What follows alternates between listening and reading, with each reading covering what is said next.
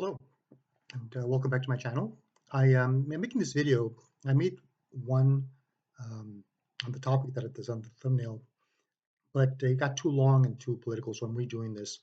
But it's essentially the same topic. It's conspiracy theories and the media. And I'm writing this because I had a couple of days back. I had dinner with a good friend of mine, Jesse Easter, and we usually go to dinner once a month or so to Philippe's. And usually our conversations are on life and the good lives we've had and how grateful we are what we have, and they're always very positive. This time when I picked him up, he was mentioning how he was concerned about his social security, and I think he has Medicare. And he mentioned that he thought that the political climate right now was that he might lose it. And he mentioned a something to me about um, well, it was a conspiracy theory in essence. I don't want to get too into what it was. It was it was a political conspiracy theory. And so he asked me, and I told him, I'm not a conspiracy theorist. Um, Most of the conspiracies that I've heard about end up not being true. There's something along the way, for conspiracies to work, all these people have to be in sync. And usually, if somebody isn't in sync, if they spill the beans, then the conspiracy's over, and that usually happens. Um, Very rarely do they go on, and then it's usually like with two people, maybe, or a very small number of people, or maybe one person. There was a very famous photograph of the Loch Ness monster. It was like a dinosaur. It isn't a brontosaurus. It was something else, um, and it was in the water. And they took a photograph of it, and it was kind of blurry, and it was like one of the best um, examples of proof that this monster was in the water. On his deathbed, he said, I think there were two guys. He said that it wasn't true. So I guess Jesse was telling me about this conspiracy, and I told him I generally don't believe in them. And so he mentioned to me that he also believes in, he was going to give me examples of conspiracies that are true. And he gave me this long list on a paper napkin, both sides. He had it full of names of people that are involved in the UFO conspiracy theories, where there are alien abductions. And in these theories, the government kills a bunch of people to keep them from talking. And there's always some general or some scientist that come forward to tell some story. What I always end up finding out is that they may have been a scientist or a general, but they weren't involved in what was going on. Anyway, so I didn't. He sent me a list which I researched, and he gave me a bunch of videos. He sent me videos which I watched, and unfortunately, I'm not convinced. I had a friend years back, a coworker, um, who once told me that he was really into the UFOs, and he believed in that they were sightings, and he said that um, he once went to a convention where all these people get together that believe in UFOs, and he said they're all a bunch of nuts. He came away very disappointed. He still believes in UFOs, but he doesn't adhere to some of the other. They're stealing cows and they're you know doing probes on people and those kinds of things. But the reason that I brought this up, and like my thumbnail says, it's conspiracies in the media, is because the first conspiracy that he came up with, that he told me about, it's a political one. And I'm not going to bring it up because it doesn't matter. Um, but this is kind of like my take on things.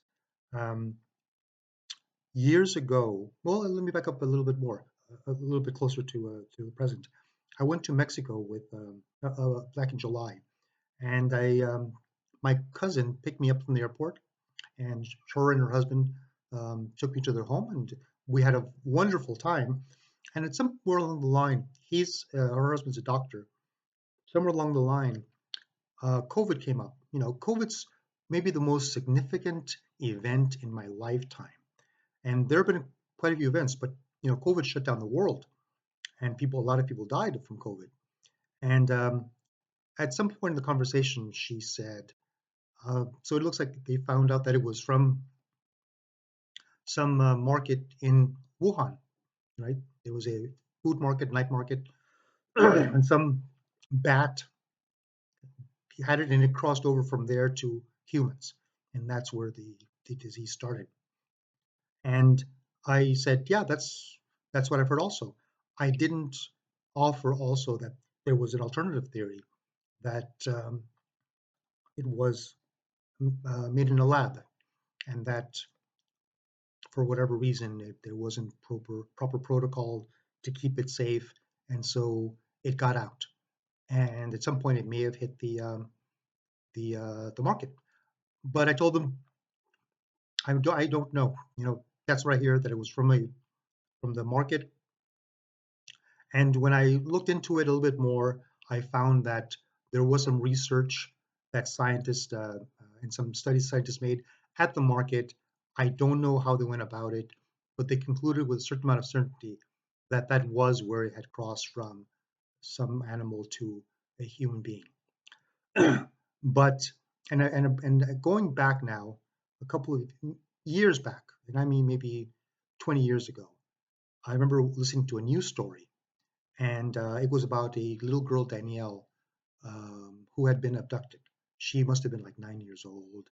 Guy pulls up in a van, kidnaps her, and later she's of course murdered.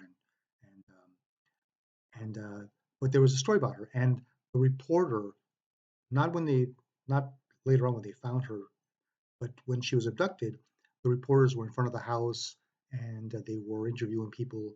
And then the reporter said that this is the latest in a rash of child abductions. There had been a previous story a month before, maybe, about Polly Klaas. It was a very famous abduction. I think that the man broke into their house, abducted her from her bedroom. Anyway, so that was the story, that there was a surge in these abductions. But it wasn't true. There wasn't a surge in abductions. Abductions had actually gone down.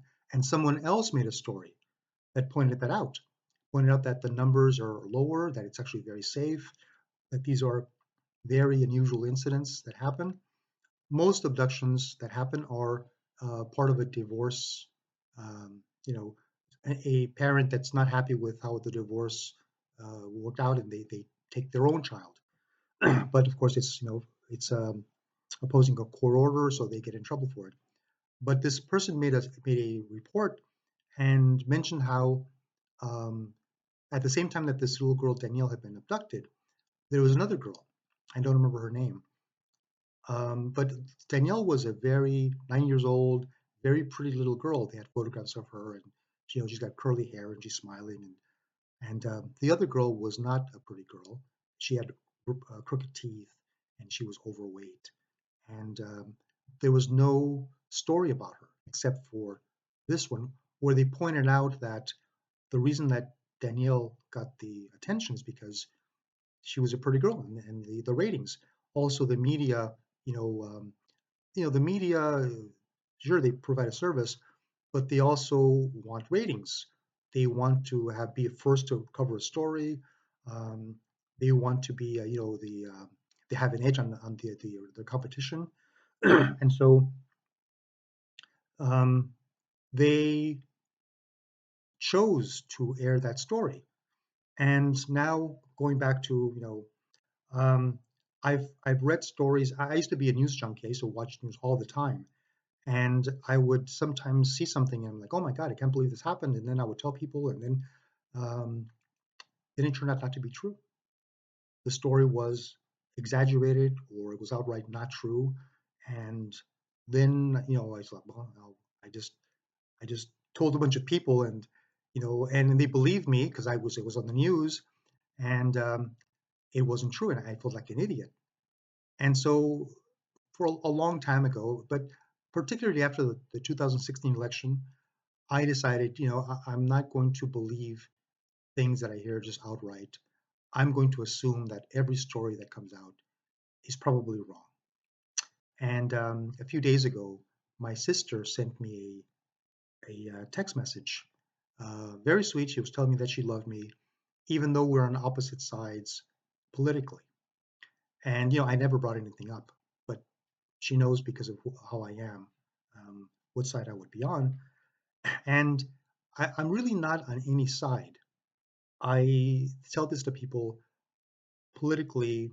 I think both sides are just incredible liars. Um, I go by policy. There's certain policies that I want, and one side follows through with those policies, or should, or they claim that they will, because that's the other thing. Some uh, uh, politicians um, jump on something that they want to push, and then nothing happens. I'll use this one example um, that dates way back. Years ago, there was a story about the CIA bringing drugs into South Central LA, and I grew up in South Central LA. And I remember when the drug problem was there. It was in the 80s, and I remember drug houses just down the street from us. And the story was that the CIA, essentially, the CIA was bringing them in, and that was the worst case scenario. The best case scenario was that they allowed them to come in, and they did nothing about it. This was a story in the San Jose Mercury News, and um, there was a very famous, well, journalist that did a series on it. Anyway, there was a huge outcry, and Maxine Waters, uh, she did a press conference, and she said, "I'm going to get them for what they did to my people, and there was going to be an investigation." And that was in the 80s, and what is this now? 40 years later, nothing. And the reason that's nothing is because if you follow the news of the other side, the Los Angeles Times investigated it also, and they found that there was no credible evidence to support that. Then here comes the conspiracies that things start to fall apart. Then there were stories that some of the sources that the original journalist used were not reliable. There was other things that were going on about how the CIA was there, did see some of this happening, but it was part of their entire the whole investigation, and so it's not something that they would. I don't even know if they pass it to law enforcement, yes or no. I don't know either way. I would think that they would after their investigation was over, whatever they were doing, because they don't want to jeopardize what they're working on. Maybe something was sloppy. There's a great saying that I love. I think it's called Hanlon's razor. Don't ascribe to malice what is best explained by either incompetence or ignorance or stupidity. Anyway, this turned out to generally not be true. Now, going back to my point, I don't really know either side, but I know what both sides are saying. And as time goes by, I don't have a big horse in this race. Whether the CIA did or didn't, I listen to. I mean, I'm not there on the ground investigating it. All I can do is hear the reports and see what comes back. And the reports that have come back tend to say that it was not what they said. Eventually, that journalist committed suicide, and it was an interesting suicide because he shot himself twice in the head. Now, how do you do that, right? But when I read it, that seemed suspicious to me. But the all the investigation said that that's what he did, and some police officers, and I think it was a coroner, who said, "Yes, I know it's unusual, but it's been known to happen." And there's something about when you pull the trigger and it's first one, if he kills you, but there's a reflex and you may fire a second shot, and that it's not actually. I wouldn't say that it happens. It's not like a usually it's one shot, but that two happened is not. Um, it doesn't necessarily mean that he was murdered. Anyway, the whole point of this is that I believe in this country that the media has divided us.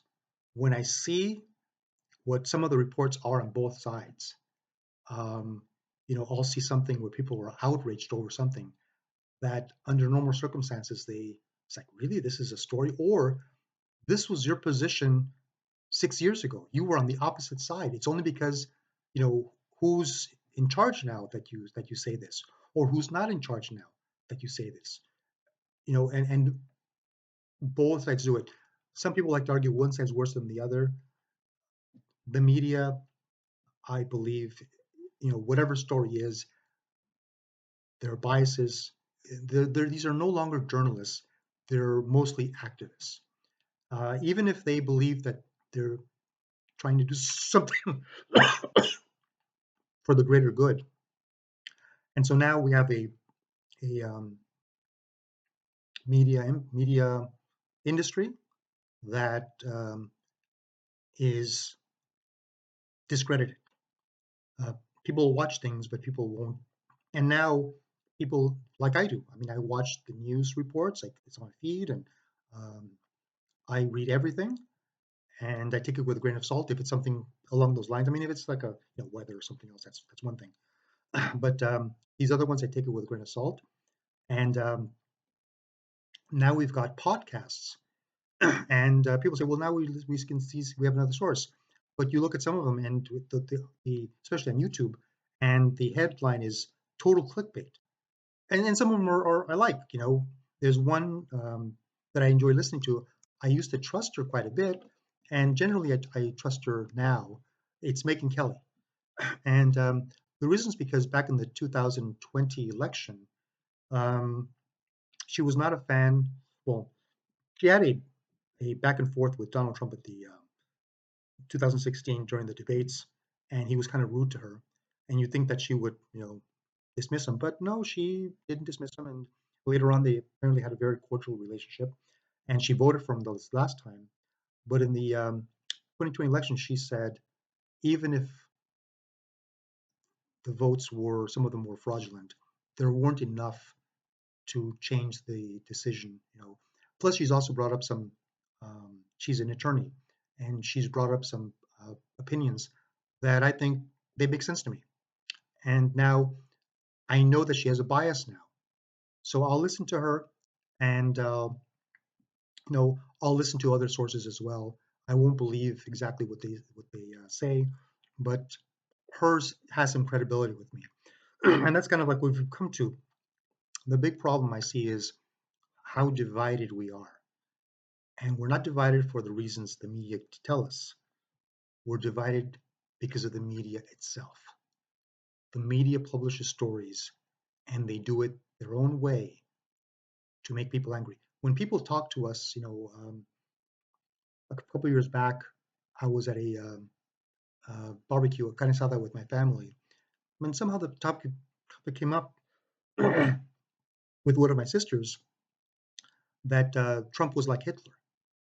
And I said, Hitler killed, 6 million Jews and about 12 million people. Trump hasn't done any of that. And, later on, of course, he didn't do any of that either. But she was repeating things that I heard on news shows. And it was, it was everywhere, right? Fascist, what is it, the other one? A threat to democracy. And this was the side that didn't have primaries and lied about the cognitive skills of the president. Now, I'm of course bringing up that side of it, but the other side, brings up things also. I see clickbait. I see, they portray things in one way that they sound more positive. That there's was like, but they are apologists for their own side. And, I was talking to my mother-in-law. We just want to hear the truth. We just want to know what really happened. We don't want any biases. Now there are actually organizations that I think are kind of funny. Something called Ground News that I have not looked too much into, except to see that other people feel like me also. And this site breaks it down what the biases are, who's covering what stories, because that also happens. Who's covering what stories and who's not covering the story. Anyway, that's my view, and that's why I made this video. This came up, and it was interesting to me. Um, if you like the content, please subscribe. Hit the bell so you can find out when I'm loading more videos. I do them about once or twice a week, and also give me a thumbs up. That helps the algorithm. And I'll see you in the next video. Thank you.